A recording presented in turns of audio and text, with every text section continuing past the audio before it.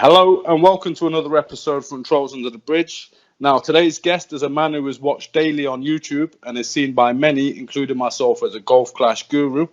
Now, when you think of the words golf clash, the next words that you go for automatically is Tommy. Okay, so how are you doing today, Tommy? I'm doing so fine. Thank you so much for having me here today.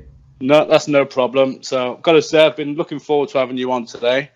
So thank you once again for taking the time to come on. And let's get into it then. So to start off with, what's a typical day like for Tommy? Oh, I would say so depended on what type of week it is. In Golf Clash, we do have a tournament every other week. And if we pretend it would be a tournament week, I often spend a lot of time going over my own guides that I provide for the community, you know, all from videos to screenshots to writing text to just basically answering questions for people either on YouTube, Facebook, Twitter, Reddit, you know, all types of social media. If it wouldn't be tournament week, it's kind of like, it's not the same really there, because then I do create a lot of content, like maybe content for, what can I say, regular tour play, golden shot and stuff like that. So it's kind of, it's different, but still the same, but I enjoy it nonetheless.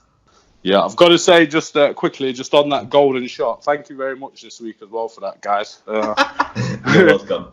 I'm totally lost with some of them golden shots, and it seems to be the clubs, but yeah, thankfully because of your your guides, I'm managing to actually score a few points out of it. You're welcome. The golden shot is special. I do spend way more time and also money on that to be able to provide that guide, but that has been such a fun thing to do the day after the tournament start, but also, you know, seeing that the guide actually works makes me, you know, super happy to be able to help people to get some extra cards, extra balls and stuff like that. I see, yeah, it most certainly does work. So before that, I was putting the ball all over the place.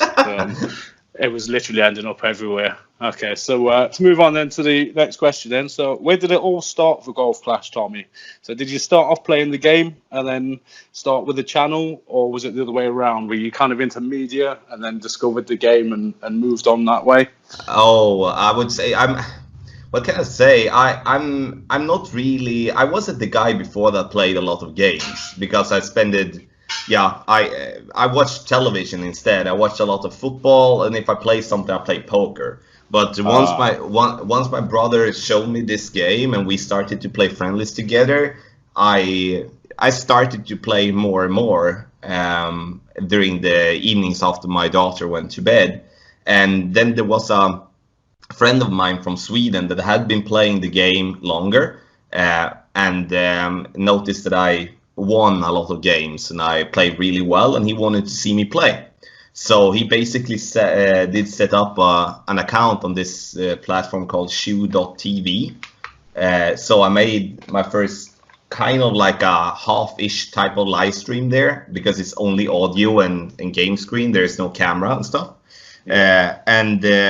Once Golf Clash started made tournaments, I started to provide videos on YouTube, and that really kicked off. And then it has basically been like, I've just been continuing on that since then. So it was just a slump. Like if he wouldn't have asked me, I would have never been thinking about making videos, not at all. Well, so we've actually got him to thank then for the making of Golf Clash, Tommy. A little bit at least. It's like I have never been. This is a new world to me in terms of, you know, with all types of with gaming and stuff like that. I could never believe that people would like to watch videos for Golf Clash, or even watch me being just a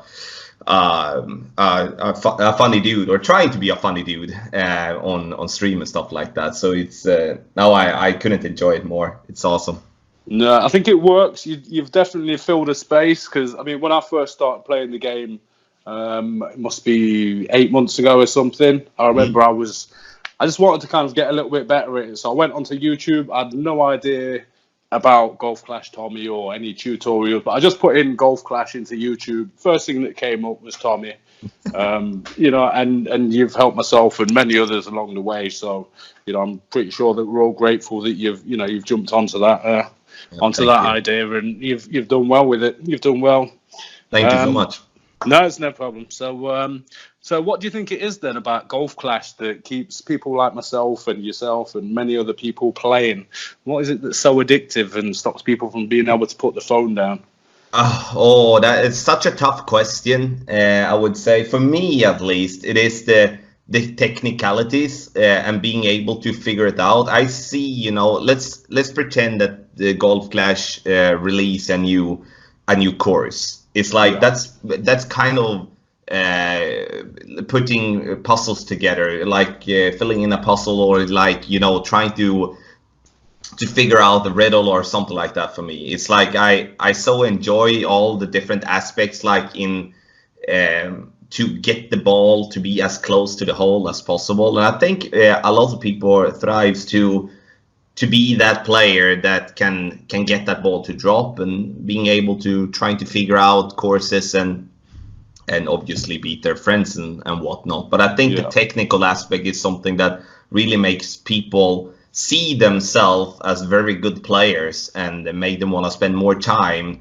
to present themselves as better players than many others in the community. That's at least what has been my deal with it, and that's why I love making the guides as well, going from A to B to C, and how to do that in the best possible way, or like in game wise, like the cheapest type of way as well, spending balls and stuff like that. That's it. And also I think there's the prestige of getting to the Champions 100 as well. Obviously, absolutely. All from, as you said, Champions 100 to winning a tournament to completing, the tours, all from, completing a lower tour to completing Tour 12 to be a maxed out player and stuff like that. But I think the tournaments are the biggest thing, and has been for at least the last year, because getting that banner, that's such a good feeling. There are so few people that will ever get some type of now I'm looking at more a top 3 banner in any of the tournament divisions. So I think that at least looking at the people that plays from the higher tours, they are looking for the banner in the tournaments. That's what they are playing for. Absolutely. That seems to be something that eludes me still, the banner. I've not managed to get one yet. I think I'll be a while away.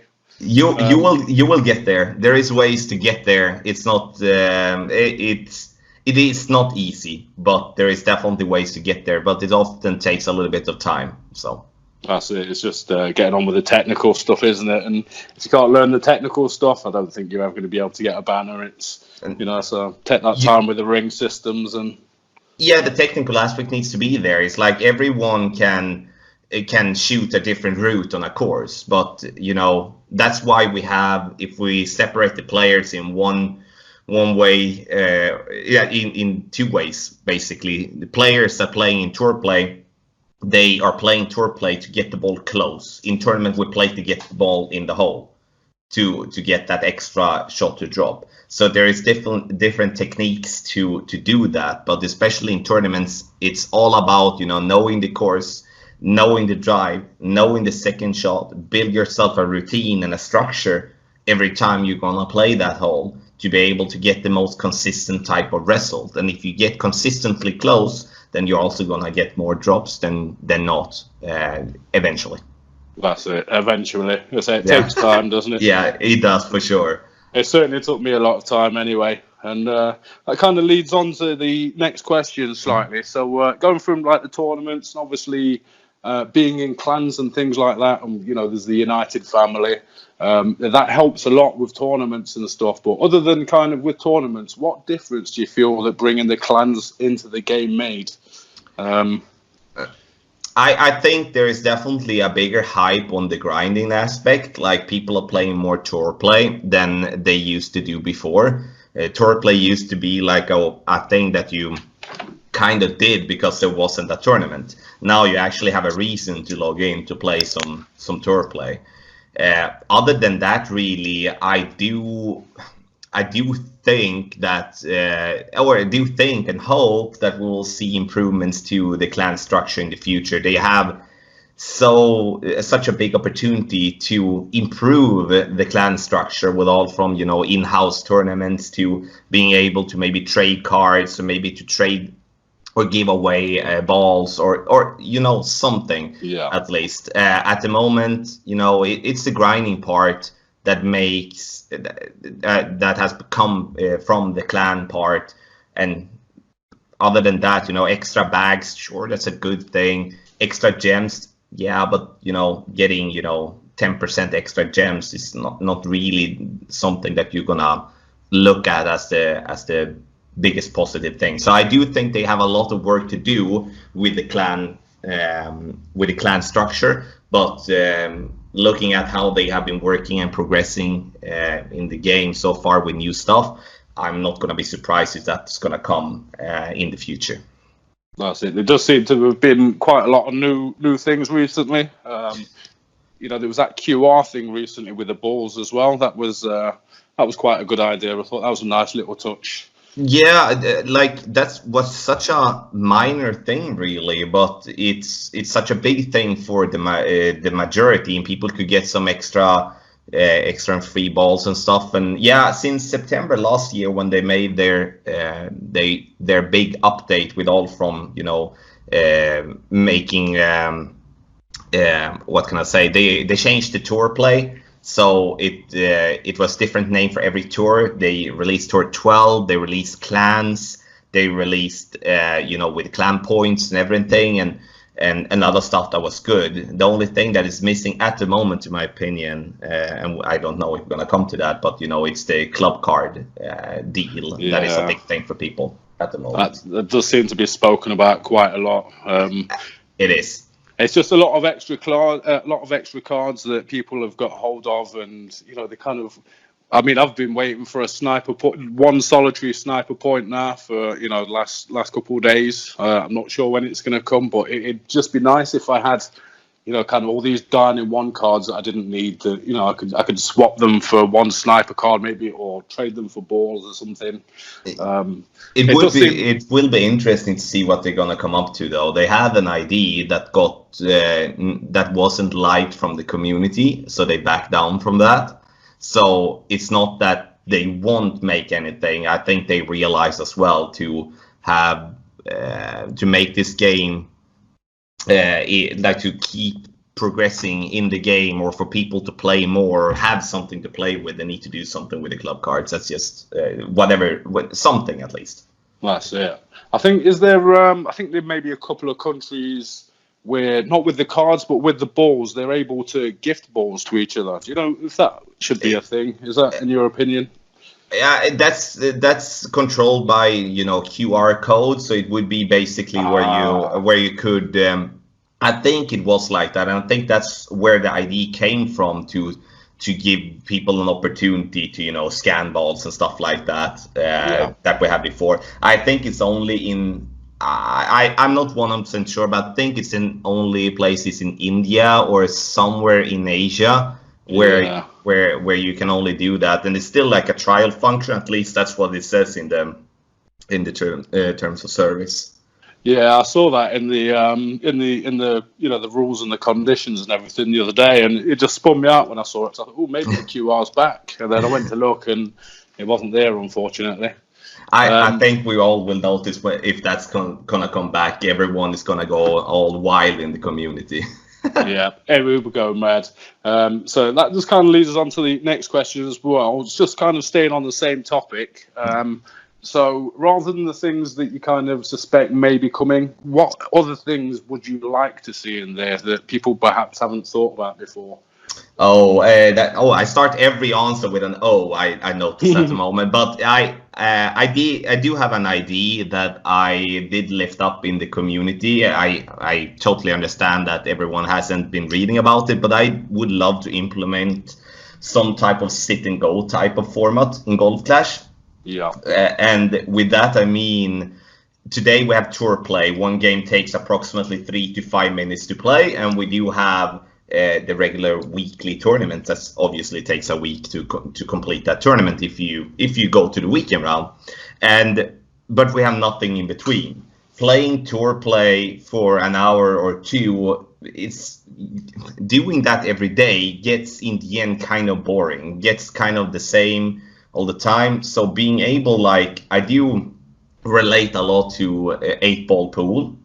They have a section there in their game where you can, as a player, opt in to play an 8 people or 16 people type of tournament, where you buy in with a specific amount of coin, and then it's match play. So if you win your game against your opponent, you go to the next round and so forth. And those people in the end that is in the final, and then the winner gets the most, and the second place gets something at least. Like type of a heads up type of format that is in sit and goes in poker. I think that would have been such a huge thing that they could have been making so big. They can make all types of, like, in this sit and go format you only play with basic clubs. In this sit and go format you play with basic balls, and here we play with blue clubs, or purple clubs, or orange, or whatever.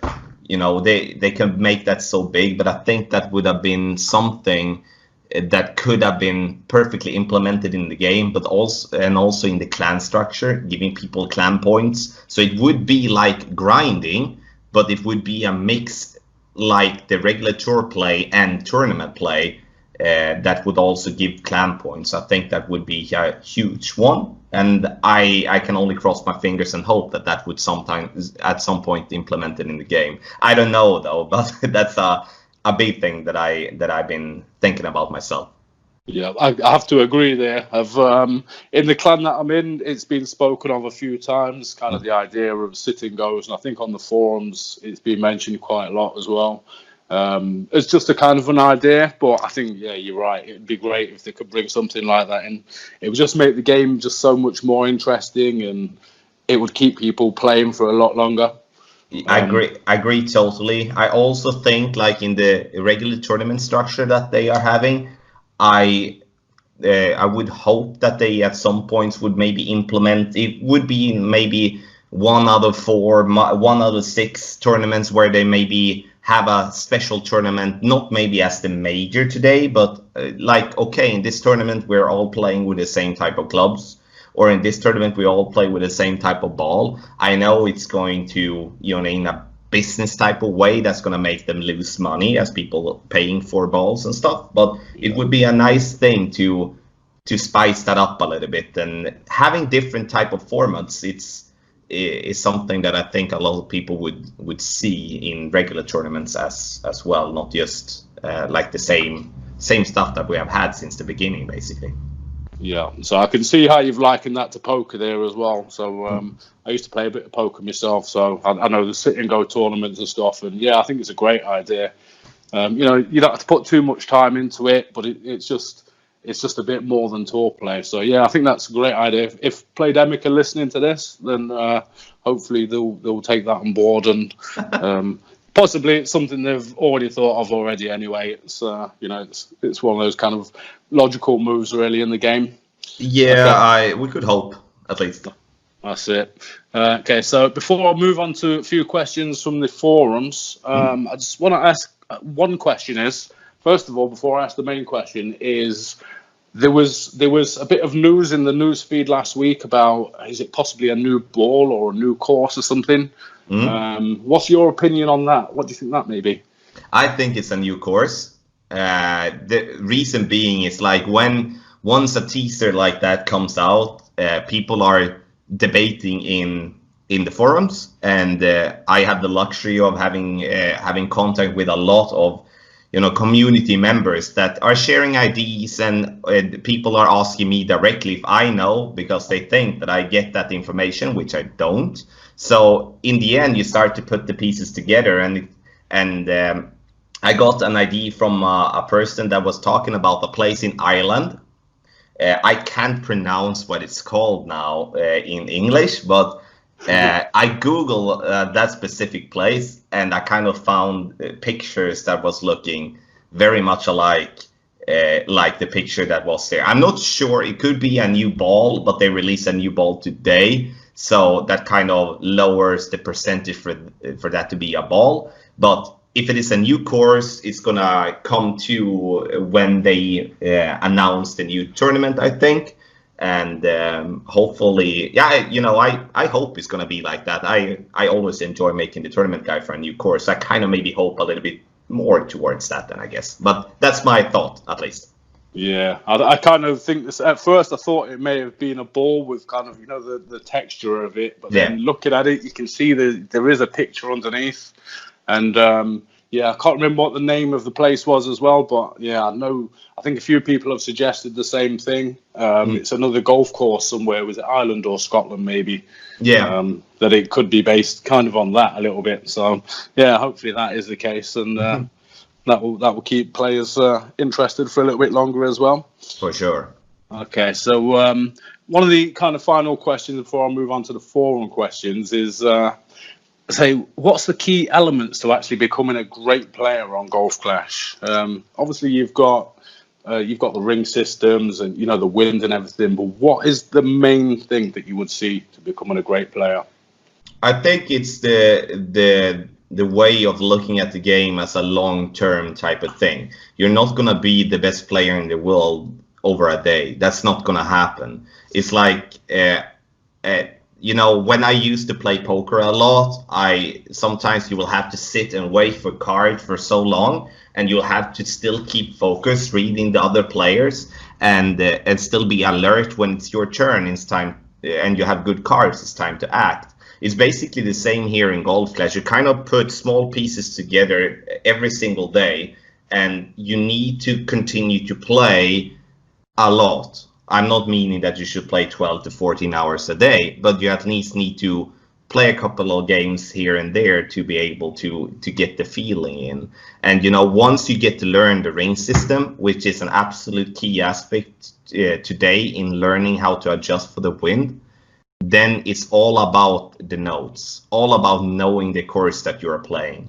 So you apply the wind ring system together with your course knowledge and the knowledge of that you're not gonna be the best directly. It's gonna take time. So you are playing it and being calm and not focusing on that so many other players are doing.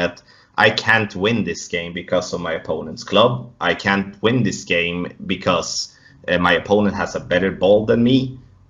So you have the right mindset, the right focus, and knowing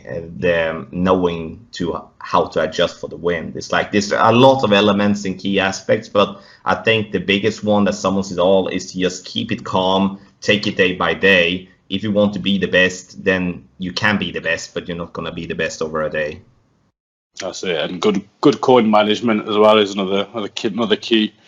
Big time, but that only comes when you can read the courses in the absolute best way, but if you don't know how to adjust for the wind or how to play the course with spin, maybe with some curl from time to time, then it doesn't really matter. So you will have to learn those aspects and have good notes, and then it's all about reading the course after that to get yourself the understanding of the course and how the balance is going to react and stuff like that. I think too many players are going, they're missing a couple of steps and going directly to the end game, trying to figure everything out, and they notice then that you have to back up.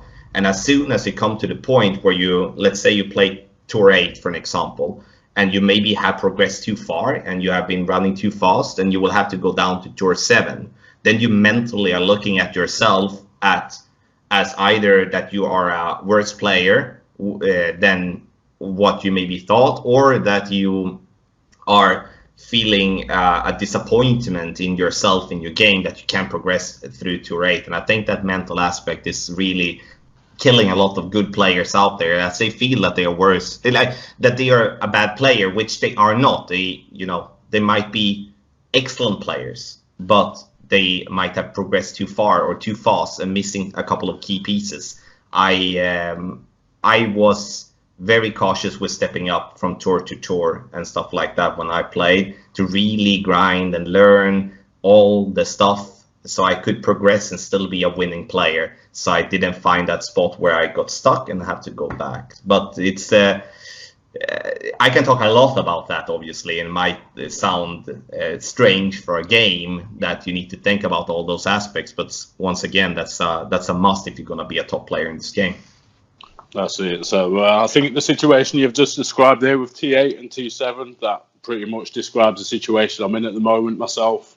I think I just moved up too quick, and it's such a huge difference from T7 to T8.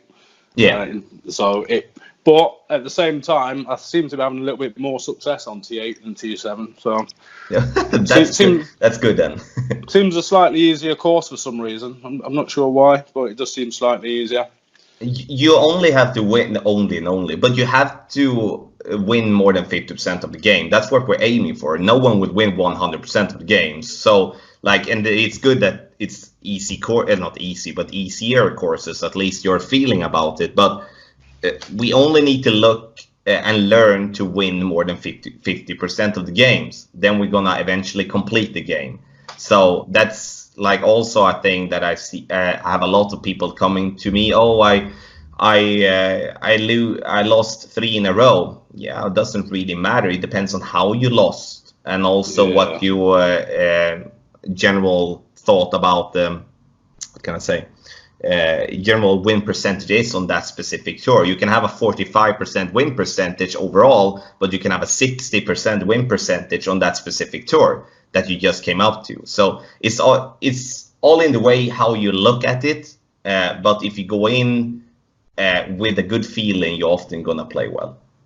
That's it. So that's what I'll do. I'll be more cautious, I think, in the future when jumping up tours slightly. Try at least. That's it. So I'm quite impatient, but I can be patient at the same time. I think if it wasn't for the clans, I think I would have run out of patience. So once again, I think the clans is a genius idea. It is, and the thing that you said there is something that I have a lot of people in training sessions with, that they feel that they can't stop and maybe take that little extra half an hour or an hour on their game to work on their game because the clan needs points. And you need to find the balance there, because in the end, if you progress being a better player, you're eventually going to bring in more points in less amount of games than you're doing today, just by spending that extra half an hour or 1 hour. Not maybe with me personally, but meaning, reading your notes, or maybe just go over a couple of videos to maybe see if you're doing something wrong or you were just unlucky, for example. Yeah, that's it. So basically the tip there then is just do the research and do the study, and everything will be okay. Yeah, I think so. Absolutely. That's it. Okay, so what we're going to move on to a few questions now from the forums. The first one comes from a chap called Ted Pollock. And he wants to know, do you get annoyed at people continually asking why you forfeit the holes in shootouts during the live streams? Yeah. Sometimes, yeah.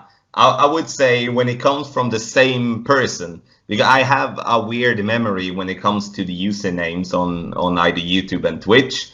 So if it comes from the same person, then I often get annoyed because I've already answered that again. But I also know that question is gonna come. But it has been kind of like a funny thing now the last couple of streams where we have been having a ton of people asking that specific question.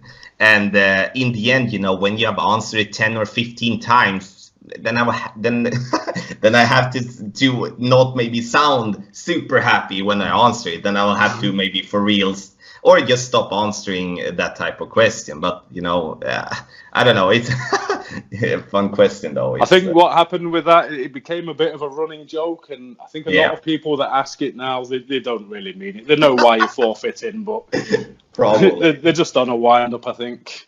Okay, so the next question from the forum comes from Matthew Warren. And he wants to know, what are your top 5 songs to play while you're playing Golf Clash? And also, is the adjustable standing desk worth it? God, I'm gonna start with the second question. Yeah, the adjustable standing desk was absolutely worth it, and it was so worth the investment there. When it comes to the songs, it's I'm so day to day there, but there is a couple of there is one classic that is called "Who Let the Frog Out," which is kind of a mix of the "Who Let the Dogs Out," obviously. Yeah, I've heard that. I've got children. They and then I listen a lot to Avicii, and then I listen to some a Norwegian pop group called Inner Tier, which is also has been lately songs that I've been playing on every stream. It kind of goes just on repeat.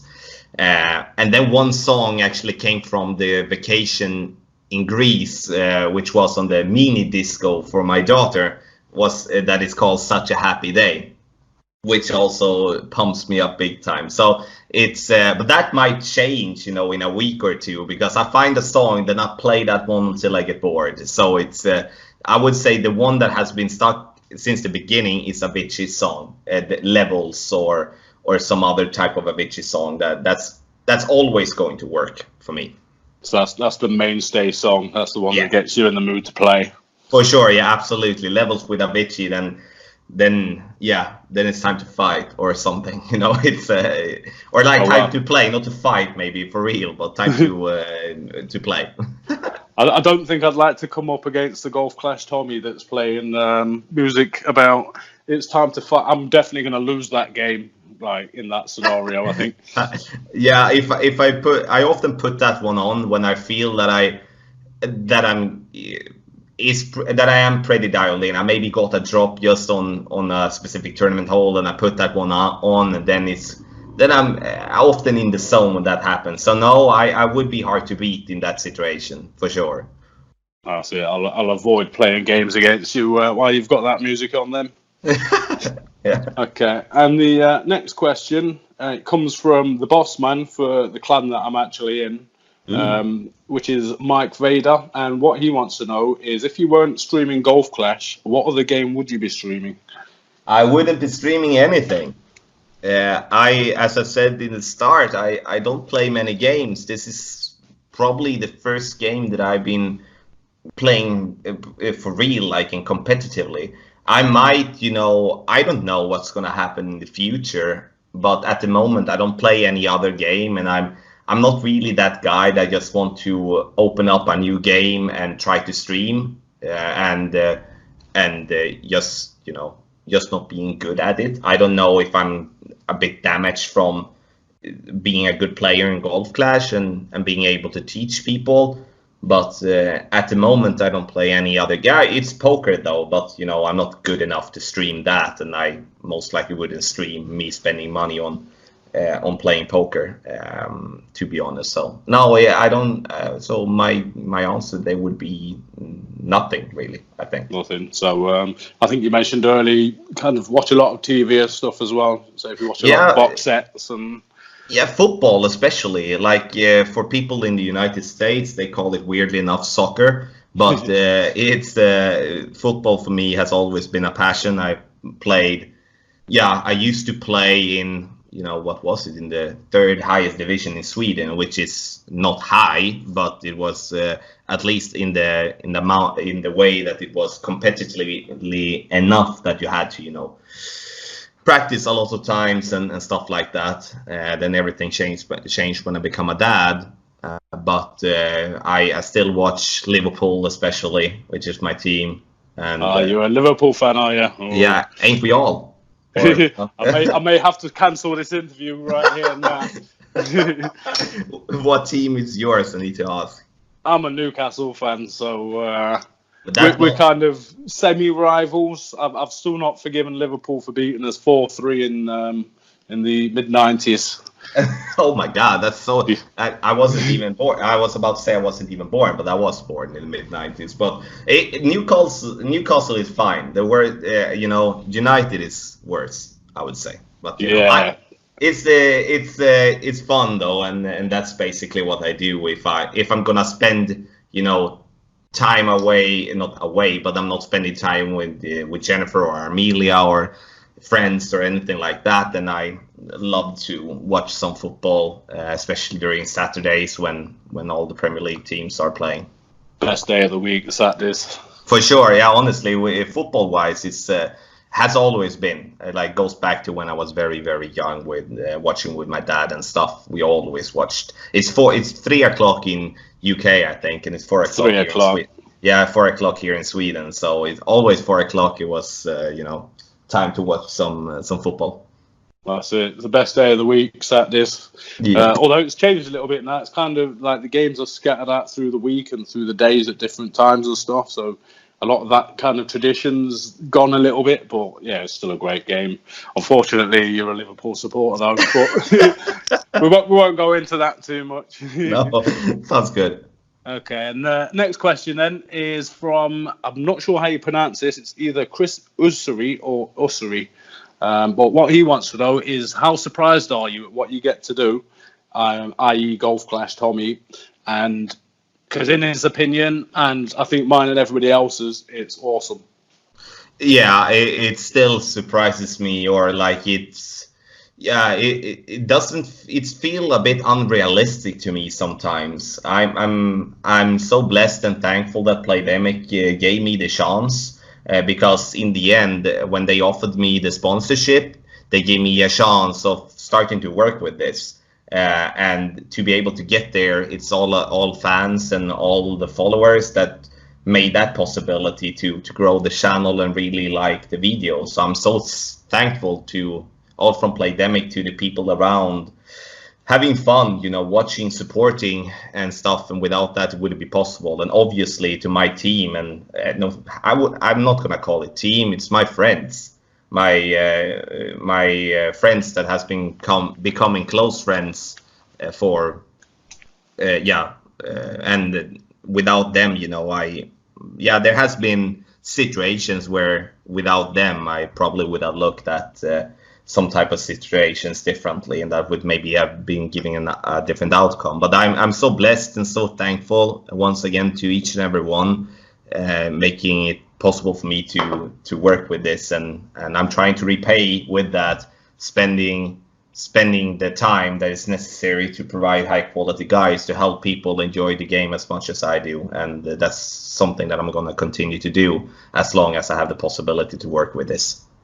Yeah, and I think everybody's very grateful for that as well. Thank you. I don't think anybody would have like half of the points if it wasn't for your guides. So I think everybody's very grateful. Okay, and next question is from Nick Buckingham, and he wants to know that because most games have a shelf life, do you believe that Golf Clash would fall into that category, and at some point it will just cease to be?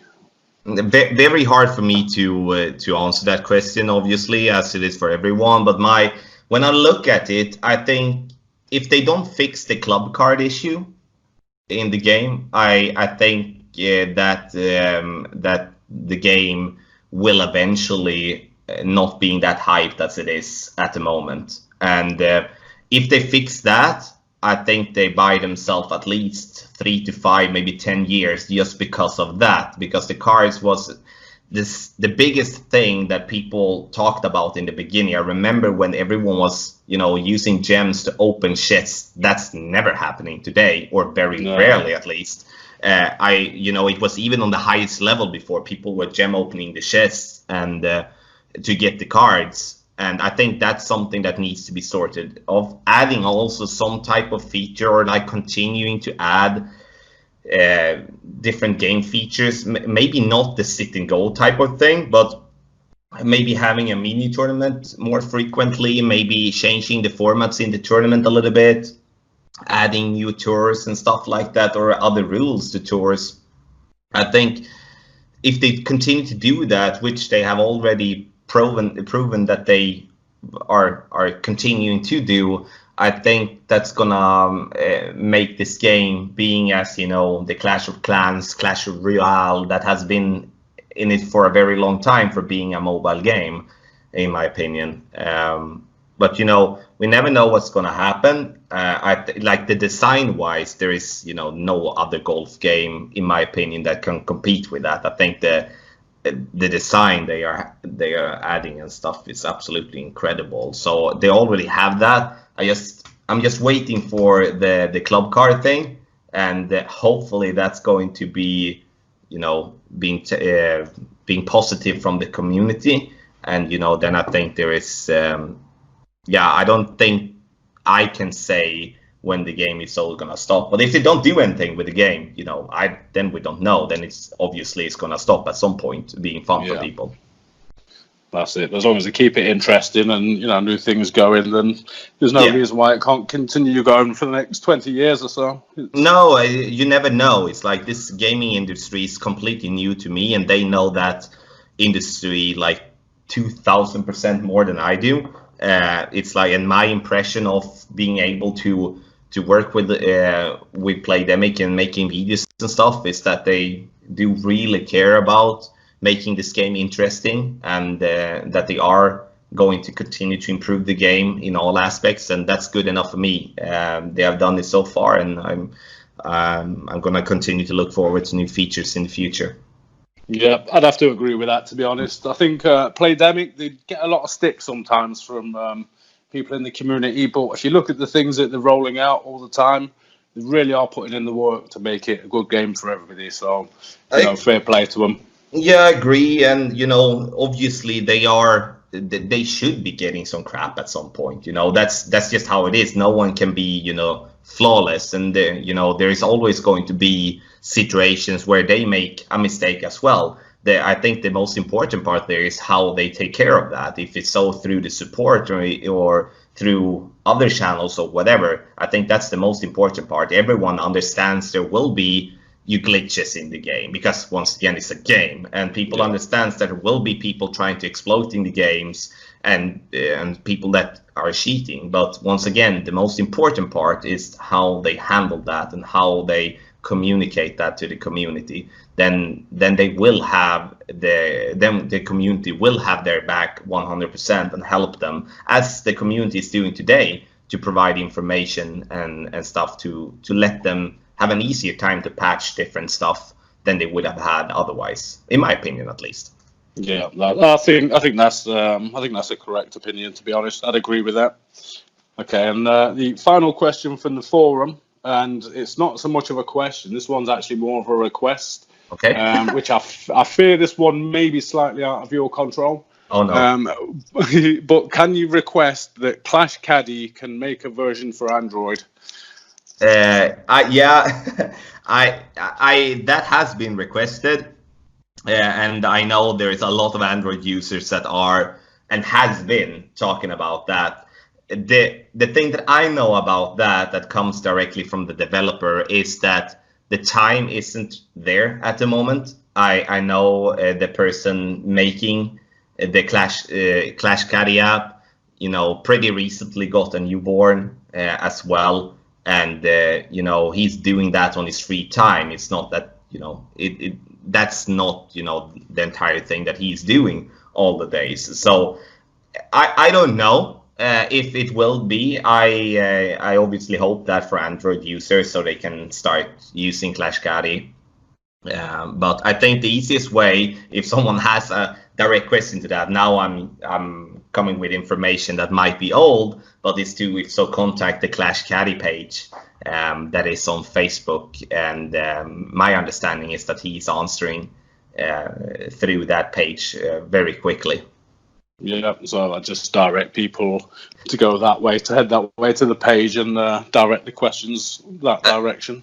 I think so, because I'm not involved with any of the apps, not Notebook, Clash Caddy or Caddy app. It's like I've never been a part of it more than that I did use the Clash Caddy with the overlay until Playdemic came out with their Fair Play updates, and now I'm not using overlays anymore. But it happens that I take my numbers from Clash Caddy, like when I make the win per ring table for the golden shot. I do take the numbers from Clash Caddy, as I do believe and rely in those numbers in that app to be correct. Yeah, it does seem to be working for everybody, so that's the way forward. Okay, so that pretty much wraps up all the questions in the chat for today. But before you do go, can you just let everybody that's listening know whereabouts they can find you? So all of your social medias. What I'll also do is I'll put all of this in the description. So if anybody wants to go now and find Golf Clash Tommy, they can look in the description and they can go and click on that and it will take you straight to the pages. Okay, so... Absolutely. So the easiest way, I would say, not the easiest way, but the main page that we're having is the golfclashtommy.com. It's a website where you can find basically all types of content regarding Golf Clash, tour play, tournament play, golden shot. And also there is a contact form there, which goes directly to an email for us, where we are monitoring and we answer questions directly there. You can send in whatever question you might have on your mind. Also, Facebook Team Golf Clash Tommy is the page, combined with the Golf Clash United group. So hit like on the page, join the group, and then obviously, the YouTube site Golf Clash Tommy. You can also just search for Golf Clash, and you will be able to find me there. Twitter Golf Clash Tommy, and Instagram Tommy Lofberg. I think that's pretty much it, honestly. There are a lot of channels, but yeah, if you search for something, all of them are connected, so you will be able to find other channels through that as well.